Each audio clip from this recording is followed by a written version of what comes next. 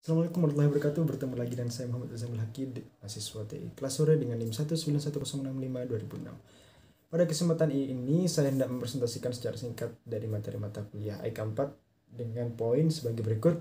1. Maksud ayat qauliyah dan ayat kauniyah. Yang kedua, bagaimana korelasi antara ayat tersebut. Dan yang ketiga, berikan contoh korelasi antara keduanya dari Quran maupun hadis dengan fakta sainsnya. Dan yang keempat, antara kitab suci dan akal, manakah yang harus lebih didahulukan? Mari kita awali dari poin yang pertama. Ayat qauliyah adalah ayat-ayat berupa firman Allah Subhanahu wa taala yang bisa kita jumpai dalam kitab suci Al-Qur'an.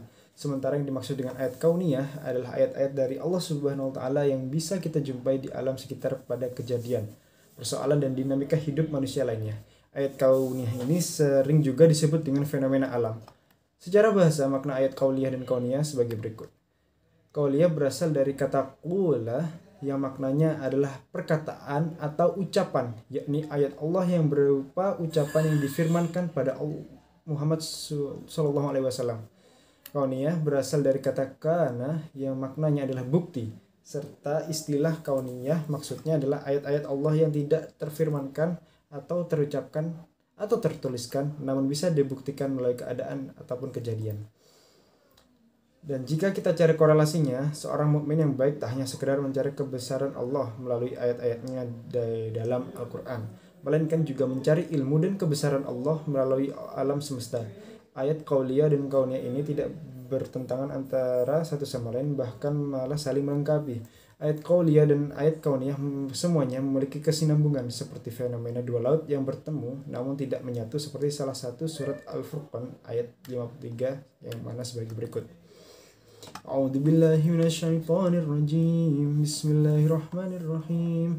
Wa huwal ladzi marajal bahraini hadza 'adzabun qurtun wa hadza milhun ujajun waj'ala bainahuma barzakhun wa hijran mahjura, yang artinya, dan dialah yang memberikan dua laut yang mengalir berdampingan, yang ini tawar lagi segar dan yang lain lagi asin dan lagi pahit, dan dia dijadikan antara keduanya dinding dan batas yang menghalangi. Dan ini sudah terbukti secara sains dan ditemukan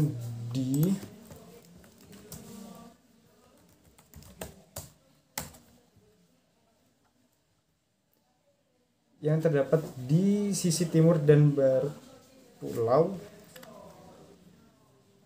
Atlantik dan Mediterania.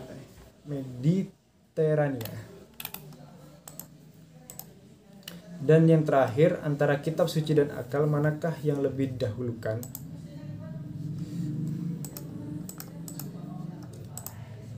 Hanya dengan menggunakan akal yang lebih proporsional dapat dibangun optimisme dan melenyapkan obskurantisme atau kemasa bodohan intelektual yang melanda umat Islam sejak beberapa abad terakhir ini dapat diatasi. Dengan itu pula harapan bahwa umat Islam akan mampu menerobos stagnasi dan kebakuan intelektual dan tampil lagi memimpin umat manusia dengan inisiatif dan kreativitas peradaban yang bermanfaat bagi manusia sejagat.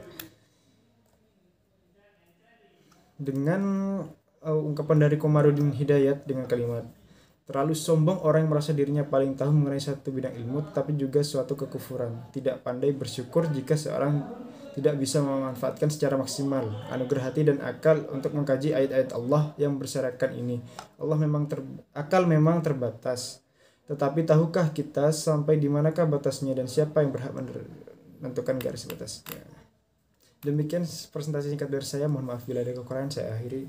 Wassalamualaikum warahmatullahi wabarakatuh.